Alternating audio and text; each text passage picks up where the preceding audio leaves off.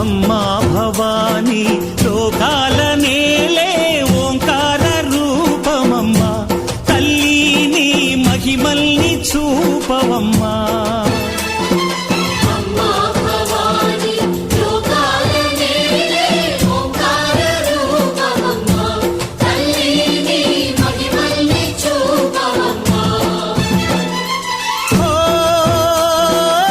సృష్టికే దీపమా, శక్తికే మూలమా, సింహరథమే నీదమ్మా.